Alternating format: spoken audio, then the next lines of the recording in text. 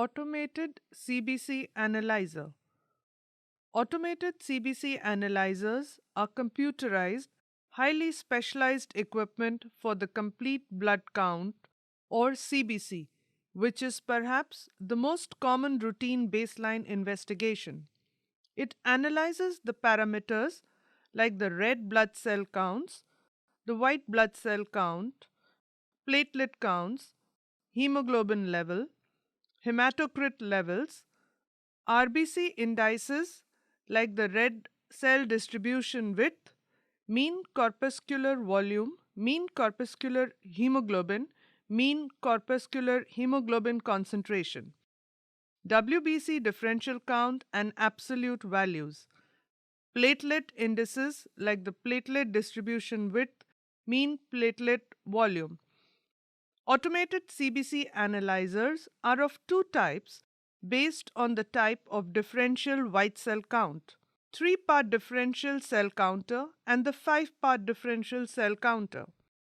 The three-part differential cell counter functions on the principle of electrical impedance to determine the size and volume of the cells, while the five-part differential cell counter uses flow cytometry and volume conductivity scatter to determine the granularity, diameter, and inner complexity of blood cells. A three-part differential cell counter differentiates the white blood cells into neutrophils, lymphocytes, and the mixed cell count.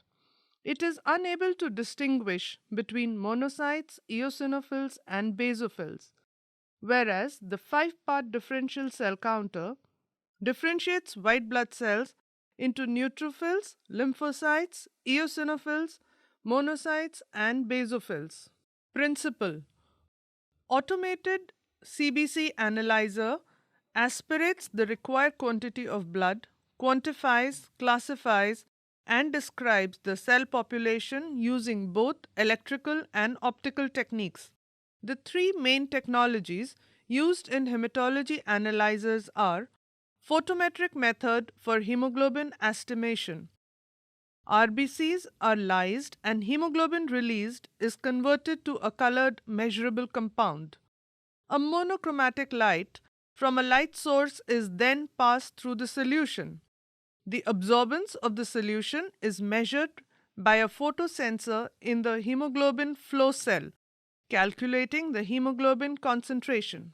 Second is the electrical impedance, also known as Coulter principle, which is used to count the white blood cells, red blood cells, and platelets as they pass through an aperture.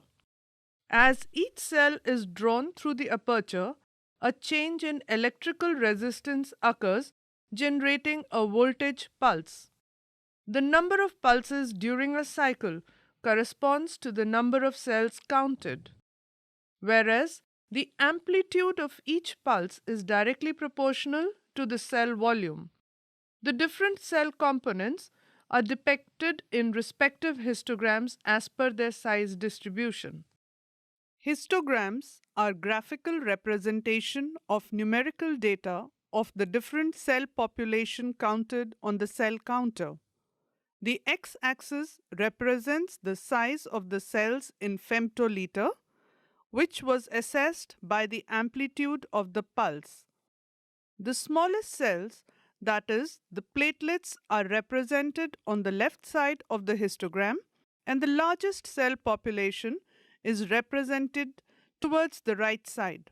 On a peripheral smear, we assess the cell size by its diameter in mu, whereas and in an automated analyzer, we assess the cell volume, which is represented in femtoliters. However, the mixed cell population of eosinophils, monocytes are seen left of the neutrophils on the histogram because of the shrinkage of these cells due to stromatolizer effect. Flow cytometry by volume conductivity scatter or fluorescent flow cytometry.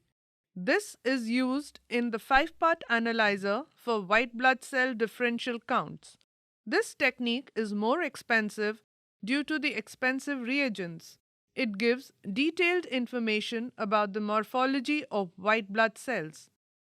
The principle of flow cytometry by volume conductivity scatter. Besides using impedance principle, 5-part differential cell counters employ flow cytometric principles. Through hydrodynamic focusing, cells are passed through an aperture in a single file. A laser beam then focuses on these cells as they pass in a single file.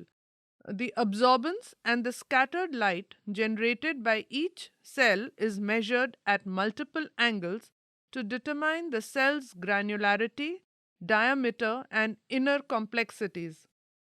Based on size, granularity, and nuclear structure, the 5 types of white blood cells are separated in 3-dimensional space and depicted as scattergrams. Scattergram. Scattergram is a 3-dimensional pictorial display of the distribution of the white blood cells based on their size and granularity, causing light scatter.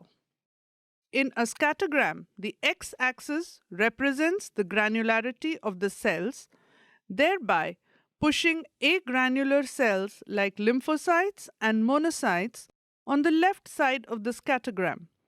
Highly granular cells like the eosinophils are pushed to the extreme right of the scattergram. The y-axis represents the size of the cells, thereby pushing the large cells like monocytes towards the top of the scattergram. Atypical lymphocytes and blast cells will also be seen on the top as they are large cells. Mature neutrophils and basophils are moderately granular and are moderately sized and are found in the mid zone.